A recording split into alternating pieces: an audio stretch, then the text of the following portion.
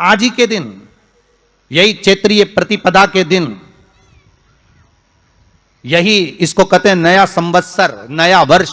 हिंदू धर्म में क्यों कहा जाता है? आज ही के दिन ब्रह्मा जी ने महाराज सृष्टि की रचना करना प्रारंभ करा था। आज ही के दिन भगवान शिव और ब्रह्मा का संवाद हुआ था। सीधे भगवान शंकर ब्रह्मदेव के पास जाकर बोले थे, हे ब्रह्मदेव, आप सृष्टि की रचना करिए। तो ब्रह्मा जी ने पूछा था, सारे नक्षत्र आपने बनाए, सारे दिन आपने बनाए, सारी घड़ियां आपने बनाई, सारा पल आपने बनाया, मनुष्य की श्वास गिनती, काउंटिंग, अर्थात मनुष्य के शरीर की रोमावली, ये सब आपने निश्चित करी है।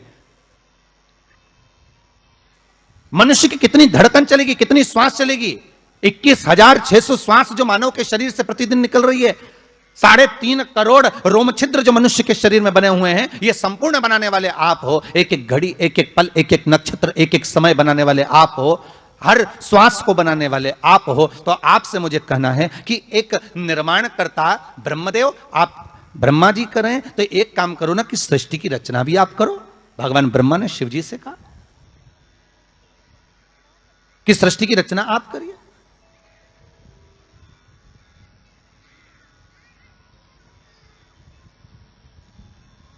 महाराज भगवान ओघड़दानी त्रिकालदर्शी शंभु कहते हैं, मेरा कैलाशी मेरा शिव कहता है, नहीं नहीं नहीं, ब्रह्मदेव सृष्टि की रचना करने को तो हम कर दें, मना नहीं है, पर भगवान विष्णु की नाभि से आप प्रकट हुए हो। भगवान शेषनाग की सैया पर शयन कर रहे हैं, और भगवान जब शेषनाग की सैया पर शयन कर रहे हैं, उस शेषनाग की सैया से सोते हुए भगवान ने अपने नाभि कोश से आपको प्रकट करा है कमल के पुष्प के ऊपर। और आप भगवान की अंतः नाभि में, ब्रह्मदेव ना जाने हजारों वर्ष तक आप नाभि में प्रवेश करते गए, हजारों वर्ष तक आप नाभि के अंदर जाकर साधना करते रहे, और साधना करने के बाद भी आपको यह पता ना चल पाया कि आपका प्रागट्य बिंदु क्या रहा। ब्रह्मदेव सृष्टि की रचना आप करिए।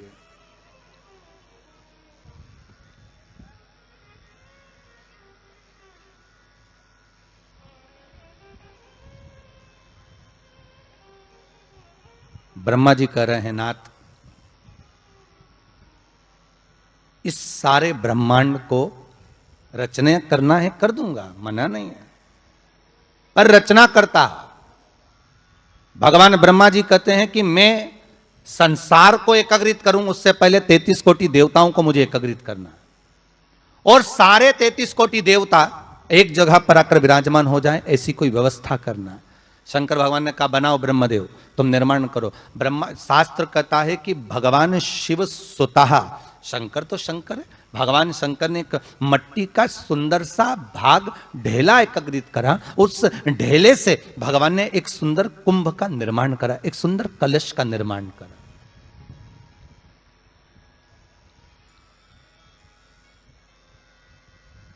देखिए कितनी सुंदर कथा है। अगर आप लिंग पुराण में इस कथा को निकालोगे तो एक आनंद की अनुभूति और होगी। अगर किसी के मन में संशय हो कि यह कथा कहां से ली गई है, तो लिंग पुराण में से आप इसको निकालिए। उसमें वर्णन किया गया कि सफेद मट्टी का शिवलिंग, लाल मट्टी का शिवलिंग, पीली मट्टी का शिवलिंग, काली मट्टी का शिवलिंग, उस शिवलिंग के निर्माण के पहले जब भगवान का पूजन करने के लिए पात्र की जरूरत पड़ी, तो उस पात्र का निर्माण किसने करवाया था? और सबसे पहला पात्र निर्मित, सबसे पहला पात्र का निर्माण, ये तांबा, सोना, चांदी, पीतल, इनके पात्र तो बाद में बने साहब। सबसे पहला पात्र बना ही काय का था? जम के बोलिए जरा, काय का बना था? सबसे पहला पात्र था ये मिट्टी का। आज भी हिंदू धर्म में भले तुम्हारे घर में सोने के कलश हो, भले चांदी के कलश हो, भले तुम्हारे घर में पीतल और तांबे के पात्र रखे हों, पर आज भी अगर ब्राह्मण कहेंगे कि हमें कोई यज्ञ करना है, अनुष्ठान करना है, हमें ये स्थापना करना है, तो ब्राह्मण एक ही बात कहेंगे कि तांबा, पीतल, चांदी के हमें पात्र नहीं चाहिए। ब्राह्मण कहेगा हमें मिट्टी के कलश लाकर रखो, हमें मिट्टी के कलश चाहिए।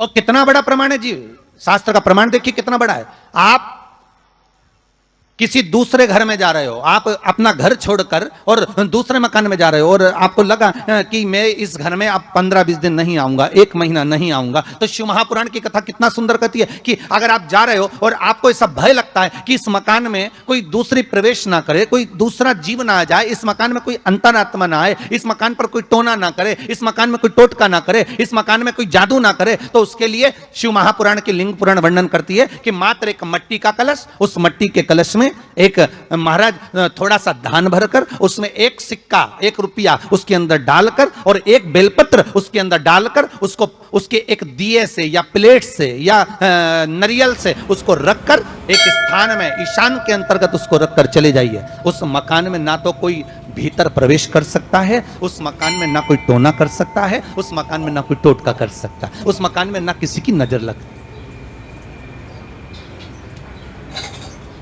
और वो पात्र कोई दूसरा नहीं होना, वो पात्र होना चाहिए मट्टी का कलश। मट्टी के कलश की बड़ी महत्वता है। अब तो थोड़ा सा महाराज हो गया कि लोग हम मट्टी का कलश अगर तुम दोगे भी तो ब्राह्मण क्या काम में लेगा, तो ब्राह्मण जन कह देते हैं थोड़ा तांबे के 4 कलश लेकर आइए हो, तुम जरा स्टील के 5 कलश लेकर आइए, आप तुम तांबे के या ये बर्तन लेकर आइए। पहले इसका प्रमाण नहीं था, पहले प्रमाण था केवल मट्टी का कलश, स्थापना जो थी वो मट्टी का कलश, विराजमानता थी मट्टी का कलश, जिसका निर्माण स्वयं भगवान शिव शंकर, भगवान शंभु, भगवान त्रिकालदर्शी कैलाशी स्वयं लिंग पुराण के अंतर्गत शास्त्र वर्णन करता है कि जिसमें सुंदर शिवलिंग की स्थापना करी गई, शिवलिंग का निर्माण करने के लिए भगवान ने, और स्कंद पुराण में भी आता है, यही बात शिव महापुराण में भी आती है। और आपको पहले भी कथा में कहा कि ब्राह्मण सफेद मट्टी का शिवलिंग बना, पहले भी कथा में कहा, आज फिर कह रहा है। क्षत्रिय लाल मट्टी का शिवलिंग बना है, वैश्य पीली मट्टी का शिवलिंग बना है, शूद्र काली मिट्टी का शिवलिंग का निर्माण।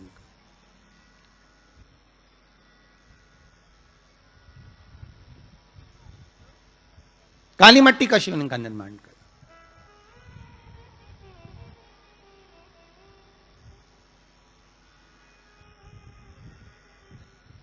एक बहुत अच्छी बात कहें, अगर आप लोगों को अच्छा लगे तो अपनी जिंदगी में उतारना, ना अच्छा लगे तो उसको छोड़ देना, ठीक है। जितने लोग भी कथा सुन रहे हो बहुत ध्यान देना,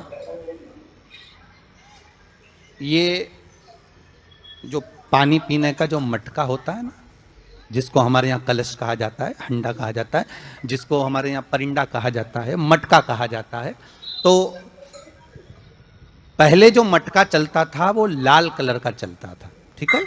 उस पर कलाकृति करते थे लोग, उस पर डिजाइन करते थे। आपके यहाँ भी होगा, जितने लोग कथा सुन रहे हो ना, आपके यहाँ भी मटका होगा, लाल कलर का चलता था। अभी अभी जो मटका चल रहा है ना, उसका कलर चेंज कर दिया गया। कौन सा कलर का हो गया? वो काले कलर का बेचने लगे। तो वो बेचने वाला क्या कहता है कि साहब ये सफेद, ये लाल जो मटका है ना, इस मटके से मजबूत अगर कोई मटका है तो वो काला है। बोलो सही है कि गलत है? अरे बोलो तो सही है ना। आप कभी जाओगे बाजार तो कह देगा, कुमार भी कह देगा, ये जो मटका है ना लाल वाला, इस लाल वाले मटके से मजबूत ये काला वाला मटका है, ये काला मटका है। और महाराज इससे पानी ज्यादा ठंडा ये कर देगा। पर शिव महापुराण की कथा, लिंग पुराण की कथा कहती है, और अगर आपने बैसाख मास की कथा को श्रवण कराओ, बैसाख की एक कथा होती है, उसको अगर आपने श्रवण कराओ तो उसमें वर्णन आता है कि घर के अंदर जहां पर आप पानी पीते हो, जिस स्थान पर अन्नपूर्णा निवास करती है, जिस स्थान पर अन्नपूर्णा का वासा होता है, रसोई घर में जहां पर भोजन बनता है, उस स्थान पर काला मटका नहीं रखा जाता। काला हंडा, काला मटका उस स्थान पर नहीं रखते।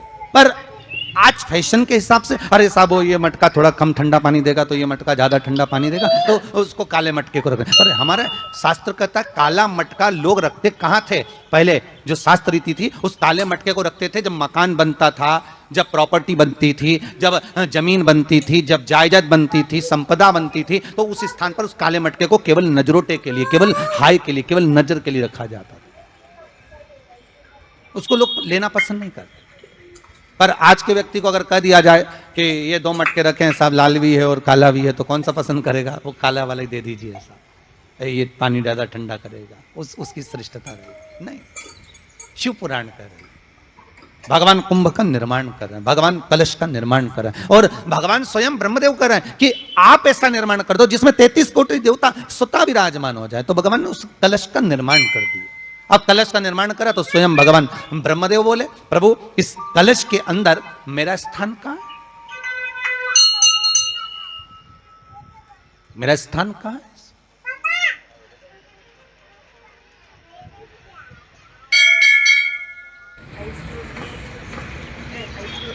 बहुत ध्यान देना महाराज, कलश का जो मुख होता है उस मुख पर भगवान विष्णु का स्थान है। किसका स्थान है? भगवान विष्णु का। थोड़ा सा नीचे आओगे, जहाँ से कलश का मुख दबा हुआ होता है वह जगह भगवान स्वयं शिव की होती है। किसकी जगह है? भगवान शंकर की। कलश का अग्रभाग, नीचे का भाग जहाँ से फैला हुआ होता है वहाँ ब्रह्मा का आधिपत्य स्थापित होता है। फिर कलश का जो नीचे का भाग होता है वो भगवान शिव और शक्ति का स्थान होता है। कलश के बाहरी भाग में, जहां पर बाहर का हिस्सा होता है, उस कलश के बाहरी भाग में 33 कोटि देवताओं को भगवान शंकर ने लाकर विराजमान किया होता है। महाराज भगवान शंकर 33 कोटि देवताओं को निमंत्रण देकर उस कलश में विराजमान करते हैं।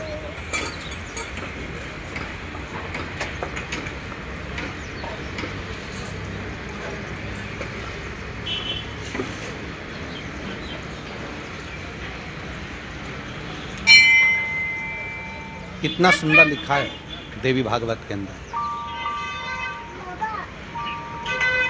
कि जहां जगह पर किसी देवताओं को बुलाने की जरूरत नहीं होती, 33 कोटि देवता उस जगह पर स्वतः विराजमान हो जाते हैं। स्वयं 33 कोटि देवता स्वयं वहां विराजमान। और कितनी महत्वता कलश की महाराज। आप लोगों से भी निवेदन है, क्षेत्रीय प्रतिपदा है आज, जिनके घर में ज्यादा रोग हो, बीमारी हो, ज्यादा तकलीफें आ रही हो, कष्ट बढ़ रहा हो, बीमारियां बढ़ रही हो, या भय लग रहा हो, डर लग रहा हो, हृदय चित्त में कहीं ना कहीं आपको भय का भान हो रहा हो, तो एक लोटा पानी, एक कलश में जल भर कर रख लीजिए और रात भर उसको रखे रहने दो। नवरात्रि चल रहा है, उस कलश को रात भर रखकर सुबह सुबह उस कलश में एक बेलपत्र डालकर उस जल को नीम के पेड़ के नीचे, जहां चैत्री नवरात्रि में नीम के पेड़ के नीचे सारी विद्याएं, आद्य शक्तियां, सारी देवी उस नीम के पेड़ के नीचे विराजमान रहती हैं। उस कलश में एक बेलपत्र डालकर रात भर रखकर उस जल को पूरे घर में घुमाकर उस नीम के पेड़ के नीचे समर्पित कर दीजिए महाराज। घर में भय लगना बंद हो जाएगा, कोई बड़ी बीमारी आपको घेरेगी नहीं, और उस बीमारी से, उस रोग से आप मुक्त रहेंगे। उस बीमारी से, उस रोग से आप मुक्त पाएंगे, वो बीमारी आपको घेर नहीं। कलश का इस आज नया संवत्सर है, नूतन वर्ष है, पूरे भारत की भूमि पर और मेरे भारत के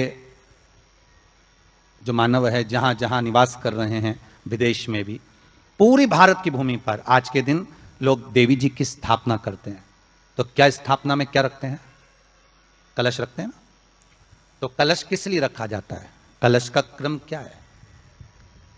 अपन ने अभी तक कथाओं में बहुत सुना, शिव महापुराण में, कि दिए का महत्व क्या है। अपन ने सुना दही का महत्व क्या है, जल का महत्व क्या है। पूरी शिव महापुराण में अपने अलग अलग महत्व को जाना है। पर यह नवरात्रे में जो शिव महापुराण की कथा शुरू हो रही है, नवरात्रे में जो शिव महापुराण की कथा को हम श्रवण करने के लिए बैठे हैं, इसमें हमारा एक संशय और मिटना चाहिए कि भारत की भूमि पर जब मां आद्य शक्ति की स्थापना होती है, मां जगतजननी को जब विराजमान किया जाता है, या चैत्र नवरात्रे में, शरदीय नवरात्रे में, आषाढ़ी नवरात्रे में, आदिकादिक पौष नवरात्रि में हम शंकर की, हम जगतजननी जगदम्बा की जब स्थापना करते हैं, या हम नूतन घर का प्रवेश करते हैं, या गणेश जी की स्थापना करते हैं, या कोई दुकान को प्रवेश करते हैं, या कोई शुभ कार्य करने के लिए अग्रण्य होते हैं, तो हम कलश की स्थापना क्यों करते हैं? आज शिव महापुराण में शुरुआत में अपन शिव और पार्वती की यही संवाद को लेकर चलते हैं।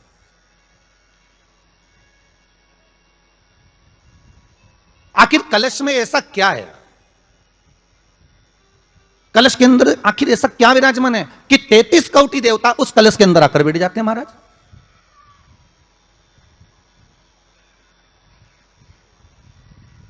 आप कोई यज्ञ करने जा रहे हो, आप कोई पोथी पुराण करने जा रहे हो, आप कोई अच्छा कार्य करने जा रहे हो, तो ब्राह्मण देवता कहते थे कलश की स्थापना होगी, कलश की शोभा यात्रा निकलेगी, कलश यात्रा निकलेगी, कलश विराजमान होगा। और आज हर की पौड़ी पर, प्रयागराज में या उज्जैनी में, नासिक में जो बड़े बड़े कुंभ के मेले होते, कुंभ का मतलब भी तो कलश से होता, उसकी महत्वता क्यों है? उस कुंभ की, उस घड़े की महत्वता कहां से प्रकट हो गई?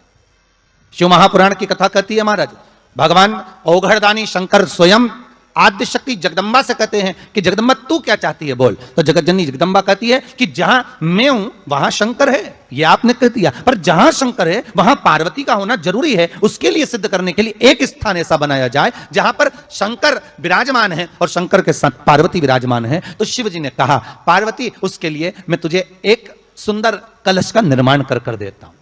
ध्यान देना, कई लोग पूछते हैं महाराज जी क्या घर में शंकर जी का शिवलिंग रख सकते हैं? रख सकते हो, मना नहीं है। जिसके घर में शंकर का शिवलिंग रहता है उसके घर में कभी बड़ा रोग प्रवेश नहीं करता। शंकर का शिवलिंग हो, पर शिवलिंग का भी प्रमाण है साहब, घर में जो भी मूर्ति होती है, जमीन ये जमीन है, इससे अंगूठे को उठाकर देख लो, हाथ को, बस इतनी बड़ी मूर्ति, प्रतिमा, स्वरूप घर के अंदर होना चाहिए, इससे बड़ी नहीं। क्योंकि बच्चा जितना छोटा होता है उसको उतनी व्यवस्था कम करना पड़ती है, बच्चा जब बड़ा हो जाता है व्यवस्थाएं बढ़ती चली जाती। और निवेदन है, आप अपने घर के कमरे में दूसरों को अलाउ नहीं करते। करते हो क्या? जेठानी का लड़का आया तुम्हारे कमरे में आकर बैठ गया, देवरानी का आया या ननंद के छोरा छोरी आए तुम्हारे कमरे में बैठ गया, तुम्हें अच्छा लगेगा? जल्दी कर बाहर निकल। अपने कमरे में तो बच्चे कहते हम कहां जाएं, दादी के कमरे में जा, क्योंकि बेचारी दादी का कमरा तो पंचायती। अपने कमरे में कोई नहीं होना। और ले देकर केवल एक भगवान का कमरा ही ऐसा होता है, भगवान का मंदिर एक ऐसा होता है जिसमें सब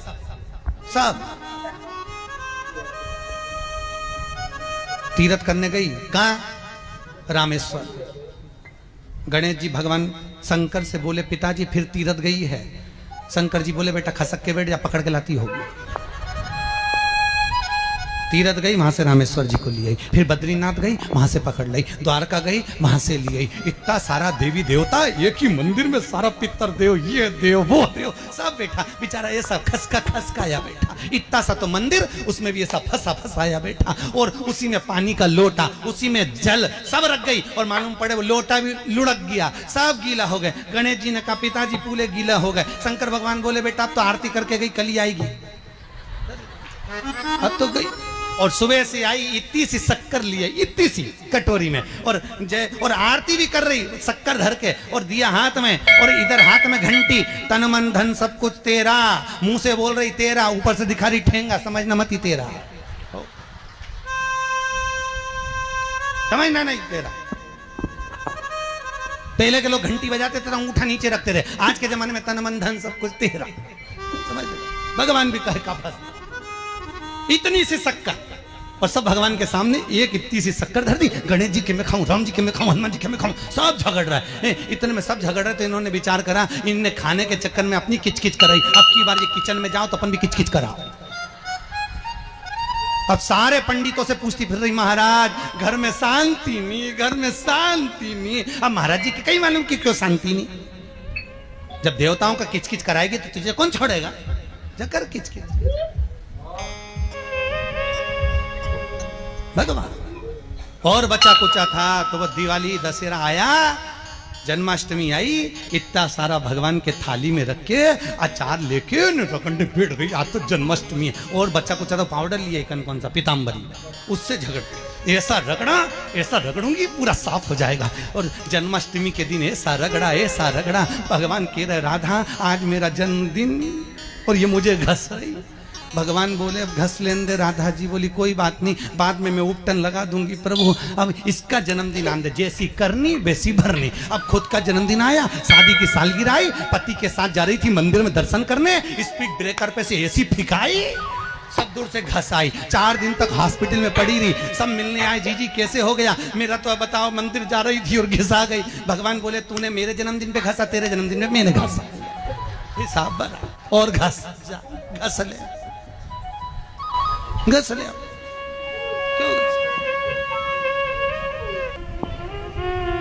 भगवत भजन चित्त वृत्ति में परमात्मा में भाव होना चाहिए। निर्मल मन सो मोहि पावा, मोहि छल छिद्र कपट ना। भगवान कहाँ कहते मुझे कुछ चाहिए?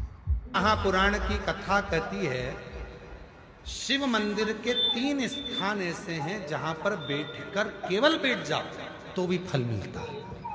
शिव मंदिर के, शिव धाम के, शंकर के मंदिर के 3 स्थान ऐसे हैं जहां बैठ जाओ, कुछ मत मांगो, कुछ मत बोलो तो भी फल मिल जाता है। कौन से 3 स्थान बताए?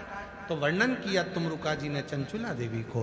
पहला, मंदिर में जहां नंदी बैठता है, उस नंदी के जो पांव उठा हुआ रहता है नंदी का, उस पांव के पास वाली जो जगह होती है, सीधा जो हाथ होता है, वहां बैठ जाओ, भले कुछ मत मांगो, थोड़ी देर बाबा का दर्शन कर लो, श्री शिवाय नमस्तुभ्यम कह लो, ओम नमः शिवाय कह लो, कुछ भी नहीं मांगोगे तो भी भोलेनाथ तुम्हें खाली नहीं भेजेगा।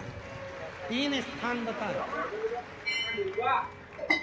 3 स्थान बताए। पहला स्थान है नंदी के पास, जो चरण उठाए, चरण उठा मतलब नंदी उस चरण के माध्यम से आपके कष्ट को मिटाने के लिए शिव को बिठाकर तुम्हारे दरवाजे तक लाए।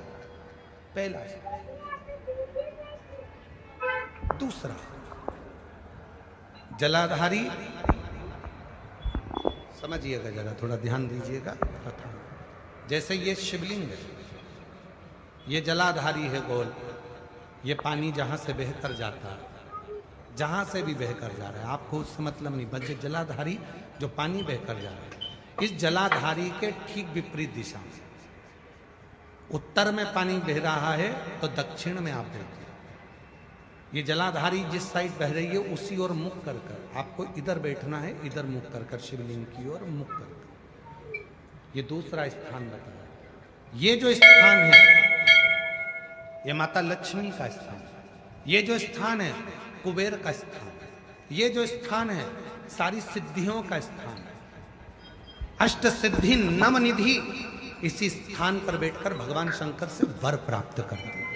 ये वो स्थान है जहां बैठकर आप कोई मंत्र भी नहीं पढ़ोगे, कुछ बोलोगे भी नहीं, बैठने पर ही आपको फल की प्राप्ति होना प्रारंभ हो जाती है।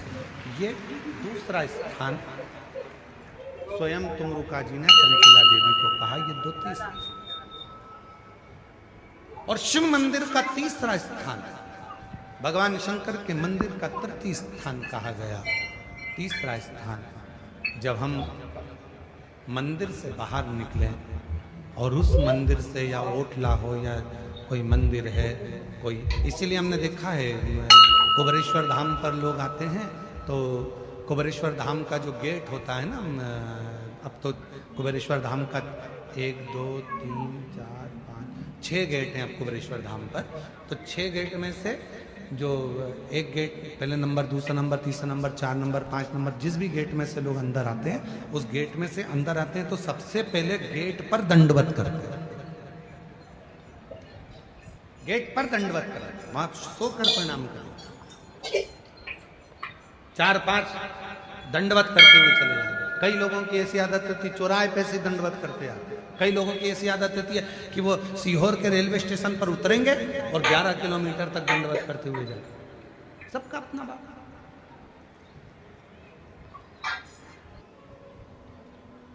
और हम आप लोगों को सुनकर खुशी होगी कि कुबेरेश्वर धाम के प्रांगण में, कुबेरेश्वर धाम के प्रांगण में 4 नंबर और 5 नंबर गेट से आप कुबेरेश्वर धाम के मंदिर के अंदर ही अपनी गाड़ी खड़ी कर सकते हैं निःशुल्क। पार्किंग का कोई पैसा आपको देना नहीं, मंदिर के अंदर ही गाड़ी जाती है। बस आपको 4 नंबर 5 नंबर गेट पे पहुंचना है और वहां से मंदिर को अंदर गाड़ी को प्रवेश करो। बड़ी बड़ी बसें भी लगाने के लिए हमने वहां पर सुविधा कर दी है कि बसें अंदर खड़ी हो जाएं, सब अपना भोजन बनाए, वहीं पर खाएं। जिसको भोजन बनाना है भोजन बनाए, नहीं तो भोजन तो बाबा का भंडारा चलता है सबके लिए। कोई बस का शुल्क नहीं लगना है, तुम्हारी गाड़ियों का शुल्क नहीं लगना। मंदिर प्रांगण में 4-5 नंबर गेट से अंदर करेंगे, गाड़ियां निःशुल्क पार्किंग आपको वहां प्राप्त होगी। किसी को रुपया देने की जरूरत नहीं, 1 रुपया आराम से आप लोग वहां गाड़ी खड़ी करें, रुद्राक्ष लें, खाओ पियो, बाबा के घर आयो, अपने पिता के घर आयो, भजन कोई नहीं।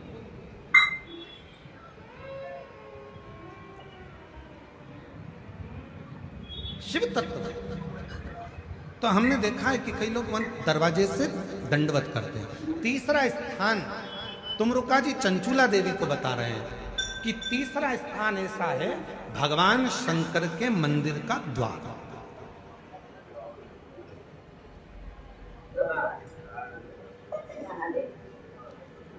शिव मंदिर का द्वार,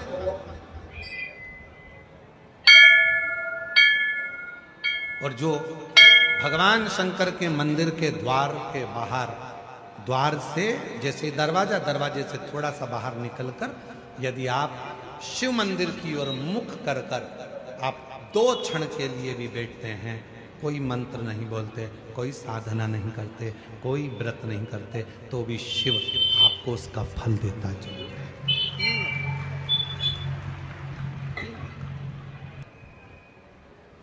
कौन कौन सी 3 जगह हैं जम के बोलेंगे सभी। पहले नंबर का नंदी का जहां चरण उठा है उसके पास, दूसरे नंबर का जहां जलाधारी पानी बहकर जाता है उसके ठीक विपरीत की ओर जलाधारी की ओर, और तीसरा स्थान शिव के द्वार। श्री शिवाय नमस्तुभ्यं। हर हर महादेव। पूज्य गुरु जी ने इस वीडियो में 19 मार्च चैत्रीय नवरात्रि प्रतिपदा तिथि के विशेष उपाय कथा बताए हैं। वीडियो अच्छी लगे तो like share and subscribe, comment में श्री शिवाय नमस्तुभ्यं हर हर महादेव अवश्य लिख देना। जाते जाते चैनल को सब्सक्राइब अवश्य कर देना।